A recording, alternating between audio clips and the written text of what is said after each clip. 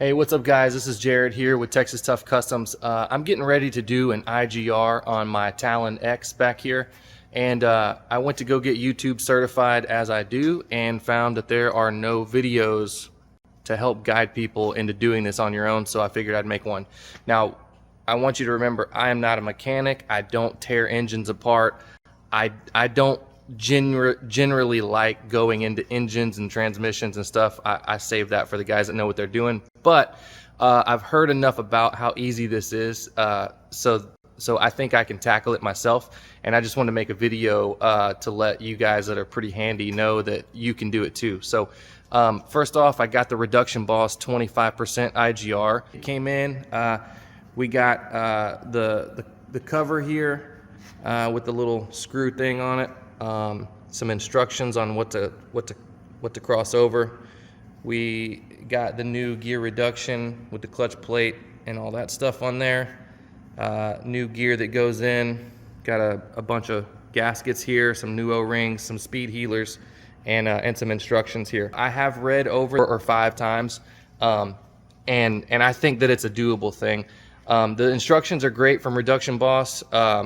They explain it really well, but like I said, as I know, there's not a video explaining this, so we're gonna dive into it and show you that you can do it, you know, if you want to. So here we go. As many of you know, I am running also the Adam Brown 27.5% sub-trans reduction, and that thing has been great.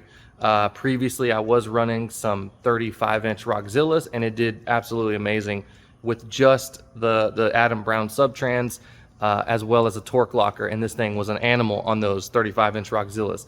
I have recently got a set of 40s that I'm going to try out.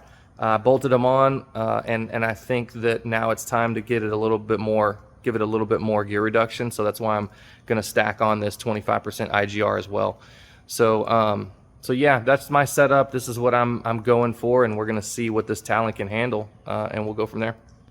So in the Reduction Boss machining installation instructions, they do a cool thing, and they kind of break this down into 3 main components. They break it down into 3 main components, which is the clutch cover, the oil tank, and the rear spacer cover. Now the clutch cover, to my understanding, is this thing right here. It's going to come off separately. The oil tank is going to be this whole big piece right here. Got the oil cooler here, the oil filters, DTC and engine oil filters here, and this whole thing has to come off. And then the third piece is going to be the rear spacer cover, which is this thing right here. So after you pull off the clutch cover, the oil tank, then you're going to pull off this whole piece right here, and that's the new piece that they sent me that's going to go on. All right, so the first thing it tells you to do in the instructions is to pull the rear skid plate off, which I do highly recommend doing. Then you're going to drain the oil. If you don't know, you're going to pull this drain plug here and this drain plug here. One's for the engine and one's for the oil tank. And you'll pull both of those plugs and drain the oil, and then you can get started on pulling some of these bolts out. Okay guys, I just drained the oil. I pulled my sway bar up and out of the way. In the installation instructions from Reduction Boss, they say that they don't specify anything about taking the rear diff out, although I have seen some other install videos doing some clutches that they took the rear diff out. I'm going to try not to take the rear diff out because we are taking this whole oil tank off. In the instructions, it also says for the Talon guys, start with taking the oil tank off. So I'm going to take the oil tank off, take the oil cooler off, and then go from there. As I take these bolts out, I know the bolts that hold these on some of them are different links. I'm going to pay attention to the links, and I'm going to pull them out and put them down on a towel in a clockwise manner so that we can put them back in the proper order and everything. So, all right, here we go. So this thing right here is the oil cooler. It's just connected with one long bolt. This bolt right here and that seal. When you pull that bolt out, just make sure that you don't lose or damage that seal that comes out of here. They say in the instructions, if you don't have to, don't disconnect these coolant lines because you can lose coolant and everything. And they say you can just kind of move this up and out of the way. and kind of maneuver around it. What I did do is I did unhook it from a clamp that was here, another clamp that was here on this hose, and then there's another little push-in fitting right there that I took out so that I could have a little bit more room to move this thing around. I've already started pulling the bolts out of the engine, the oil tank here. I've pulled all the bolts out and I've put them clockwise on the table. All right, got the oil tank off. Pulled out the 14 bolts that hold the oil tank on. It's right there. Basically what I had to do was I had to pull this kind of up and back out of the way, pull the oil tank back so it would clear this stuff right here, and once I pulled it back enough, the whole thing kind of just slid out. Now we're going to take off this clutch cover here. I'm pretty sure all you have to pull off is you're going to pull off this connector here. You're going to pull off this connector here, and then you're going to pull off this connector here. You're going to disconnect it from the other side and then pull it off its little mating tab up here. How you do that is there's a little button right there that you're going to push down, and then this thing will just pull right off of that. Now once all three of those are disconnected, then this the clutch cover, all the plugs on the clutch cover should be good to go, and it should be free to come out. Now I'm just got to pull the bolts out on the clutch cover and pull that clutch cover out. Okay, I just pulled all the bolts out of the clutch cover and pulled it out. Came out pretty easy. One thing that I did do is it was kind of stuck on there, so I kind of gave it a little tap with a rubber mallet and kind of wiggled it off, and it came right off. You gotta realize there is a couple of dowel pins up here too that are holding it in, that kind of go into the clutch cover here. So got the clutch cover off right here. This top bolt, it doesn't come out so easy because it gets stuck on this little screw, so I just left it in, and everything came out just fine. There's all my bolts clockwise. Now we got to pull this clutch assembly out, pull the clutches out, and then we'll start taking off this this other plate here. Okay, so I just pulled the clutch packs out, the clutch pack assembly, and it just kind of slides off pretty nice and easy. This is the rear part. I just grabbed it and held all these bearings on because all of this stuff kind of just slides right out. It comes out pretty easy. These gears come out of here and slide out and all that stuff.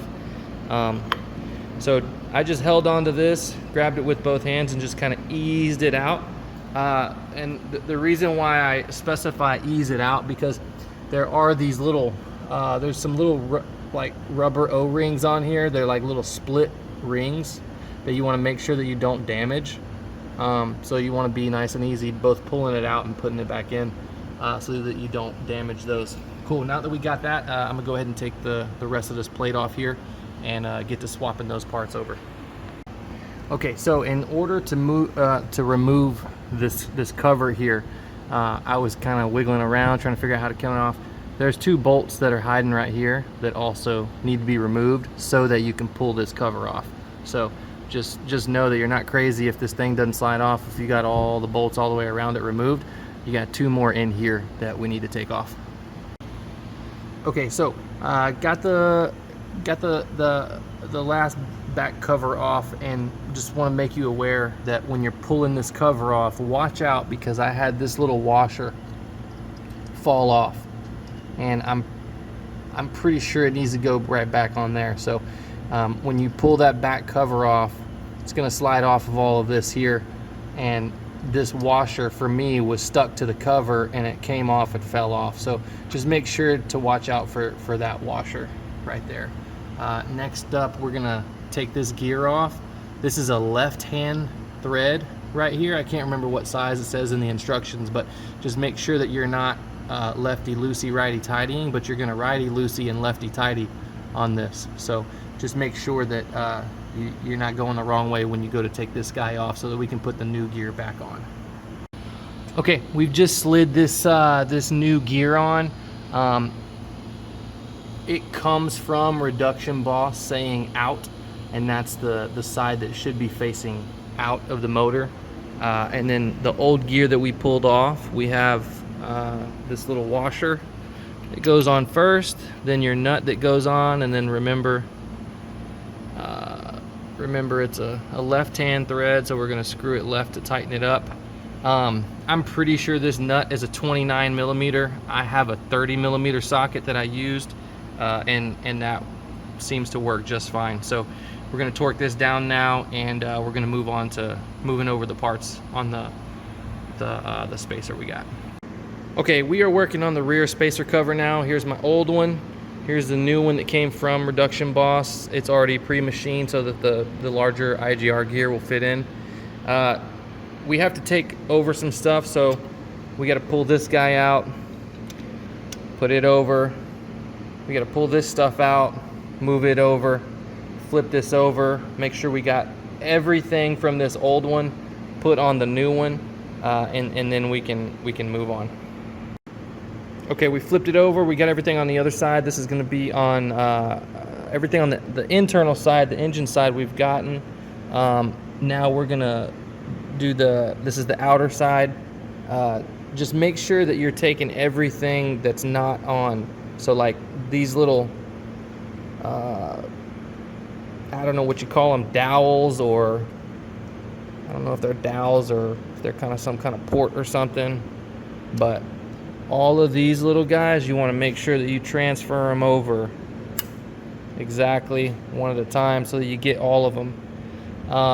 Then once you get all of those, there's like a screen or something right here that goes over here, and it might even be this whole gasket. I'm not real sure. I'll look at it in a second. Once you get all that done, then you got to take all this stuff off and also move it over here too. So just make sure that you don't forget pulling any of these little pins out. There's one here. This thing, like I said, I don't know what that screen is, but we'll figure it out. It's not on this one, so we'll put it on there. And then just make sure you take all this stuff and transfer it over. Cool. Okay, I've gotten everything taken off of the old one. Here's this stuff here. We're about to put this on the new rear cover. Make sure that you put the new gaskets that come with the kit. Make sure you install these new gaskets on here before you put it back in. And just make sure to go around all of these little holes and make sure that you got all the dowels, because there's some little pins like this that had to be switched over from the old one. There was one up here that's still in the oil pan. So just make sure that you got everything from the old one into the new one, and just be real meticulous about it. Okay, I've got all this stuff transferred over on the rear clutch plate. Now I'm gonna work on the new clutch plate, taking the old clutch pack off and putting it onto the new gear reduction. So for me, so this is the back side. This is how I literally took it right out of the machine. So for me, I took it and I slid it out, and as you can see, this stuff just kind of slides right off, right?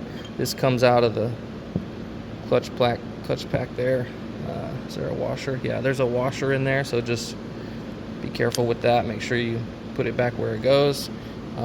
For me, when I took this clutch pack out of the machine, this and the washer on the inside stayed on the shaft, so I just pulled it out and put it back in here. So but anyway, so what we have to do is we have to separate this, I don't know what you call this. Like I said, I'm not a mechanic. I'm just kind of doing this. I'm winging it like a little baby bird.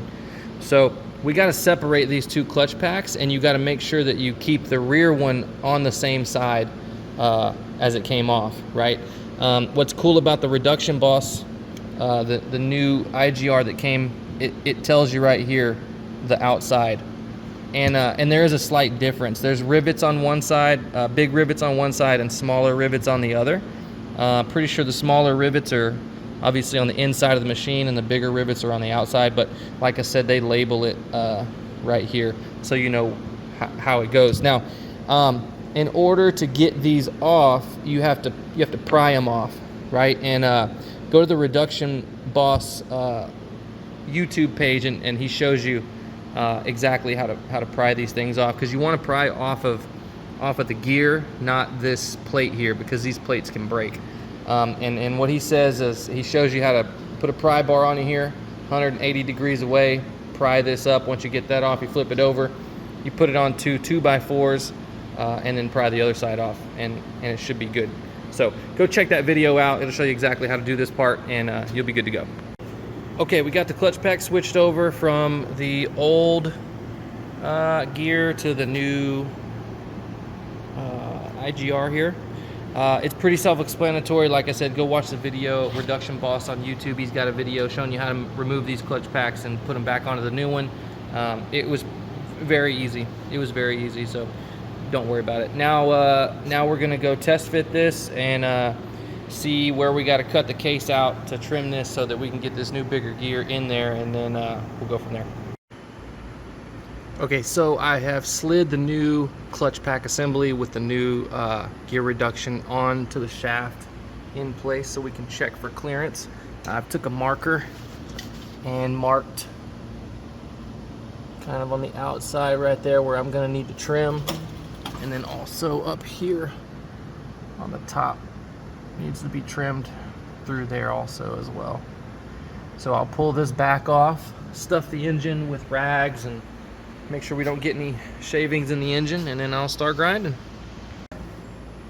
Okay guys, I'm in the process of clearing the case out, and I just want to kind of show you what I'm doing. So I'll put this in here and I'll test fit it, and how I'm checking is I'm just taking a little piece of paper and I'll slide it in between the case and the gear. And it's hard to see, but I'm clear all the way back around here, this back side, but then when I get right here at the top, I got some clearance issues, so I know that I need to trim right there on the bottom of that dowel pin. Same thing on the bottom. I just slide it in here between the case and I run it around until I find where I got clearance issues. And once again, I'm good all the way up here, but right here at the bottom, I got to do a little bit more trimming. So I just want to show you how I'm doing this to figure out how much I got to trim and where I got to trim, because you definitely don't want to get too deep in the case and cut a hole or anything like that. So I'm just trimming a little bit, use a little piece of paper to find kind of where I'm at, and then I put kind of Sharpie marks all on the inside of the case so I know where I'm cutting and where I'm not. So just want to let you know how I was kind of figuring out how much more to cut off and where. Alright, so I'm getting closer to getting this thing fitting in here. I did take this gear back off so that I could grab this basket and kind of slide it around and see where I'm touching. So that helps a lot. So what I did is I painted on the inside of the case here and down here with a Sharpie, and painted the case around, and then I can just turn this around, and if I have any clearance issues, it'll rub the paint off and I'll know where I need to trim some more. So I do advise waiting to put this gear on until you get all this shaved down and everything's all good. So I did take it off, put it to the side, and now we're still cooking on trimming this case up. Hey guys, I just want to show you what I'm using to grind out the case. I got this 90-degree angle grinder with a carbide burr bit on it, and it's really nice to just put it in there and you can grind out the case nice and easy with it. The 90-degree angle is really great. Got plenty of room in there between the rear diff and where I have to grind out the clutch. So just wanted to show you what I'm using to grind out the case with. All right, I finally got the case all trimmed out. As you can see, there's kind of some of my lines that I was using to mark stuff. I slid the clutch basket back in. It goes all the way in, spins freely all the way out, all the way around. So I know we're good on the case trimming. It'll look something similar to that. I have went ahead and cleaned out all the shavings. I packed everything full of rags, and so I pulled everything out. Cleaned out all the shavings and everything, and now I'm getting ready to put the rear cover back on. Once I put the rear cover back on, I'll slide the clutch assembly back in, and then put the clutch cover back on, and then finally the oil tank. So here we go. Okay guys, I just finally got this rear cover back on, and I had a heck of a time getting it on. I ended up having to take the little motor and stuff off over here. I had some issues getting this in. There's a little seal in here that little seal in here that got kind of messed up that I had to fix, and then I was having some issues with this gear and stuff. I'll talk about that in a second. But what I was getting a big gap right here, and this wouldn't slide forward. And what I figured out, I don't know what this is. I don't know if it's an oil pump or what it is, but this is keyed to another little like shaft that has another key in it that has to slide into another slot on the engine side. So what happened on mine was this key was off and it was stopping it from going in. I pulled it apart, saw that this was keyed to that, just kind of wiggled this a little bit, straightened it up, and it went right together. So just something to look out for. Just make sure that this little keyed shaft is indexed properly to the mating part on the other side. And then over here, we'll talk about something over there in a second. Okay, I finally got this rear cover in. I had some trouble right here with this motor situation. So this shaft comes in here and there's like a little V-cut gear that's indexed, has to be indexed to this shaft here. I had to pull this stuff off, and then this shaft comes out of this housing also and seats into a bearing on the case here. I pulled this shaft and all that gear and everything out, put it in this casing, took that little V gear. I wish I would have took a picture so you know what I'm talking about, but you'll see what I'm talking about if you take it apart. Take this V gear, slide it on this shaft, and it'll fit into the other gear up here that's this shaft. Then I took the rest of this housing and slid it over this shaft and back in, you know, sucked it up. And that worked for me. Otherwise, this little V gear, it kind of slides around and everything once this shaft is not on it. So you'll see what I'm talking about, but that kind of gave me a little bit of a problem, and I just want to talk about that real quick. But I got it bolted together now. I'm about to put the clutch housing and basket and everything back in here, slide it all together, and get all that stuff buttoned up. Make sure that you're putting your new gaskets back in where they go before you put each piece in. But like I said, I'm about to put the clutch basket back in and button all that stuff up, and then I'll put the clutch housing on, and then I'll put the oil cooler back on, and then we'll be in good shape. Cool. Okay, so I finally got everything buttoned back up. I got the clutch cover back on. I had a little bit of trouble getting the clutch cover back on, and what it was for me is that outside gear that goes into the clutches, it wasn't all the way in. The front one was all the way in, the one that goes on the clutch shaft first. That one was all the way in the front, but this back one wasn't all the way in, and I thought that it was. It looked like it was. So when I went to put the clutch cover on, there was a little bit of a gap up in the front, and you got to make sure that there's not a gap there. You got to make sure that it's not the bolts that snug it up. You got to be able to basically put that thing all the way up against this front casing here, this rear plate. You got to be able to put it all the way up against it without having to tighten any bolts down. And mine, there was like, I don't know, maybe eighth inch to a 3/16 gap or so. So I just kept racking my brain, pulling the clutch back out, putting it back in, and finally I realized that this last little gear was not slid all the way down into the clutch pack. Once I got that slid back in there, the clutch cover went back on like butter, no problem. And then after that, then I put the oil tank back on, had no issues there, put the gasket in, put the oil tank back on, and then I reinstalled the oil cooler. On the oil cooler, just my gasket that goes between the oil cooler and the oil tank, it got kind of bigger than the hole, so I think I might be leaking a little bit right under here, but I'm not real sure yet. But just make sure you put that gasket back in there and put that bolt back in the best you can so that it gets a good seal again. But other than that, I've filled it up with oil. So filled it back up with oil,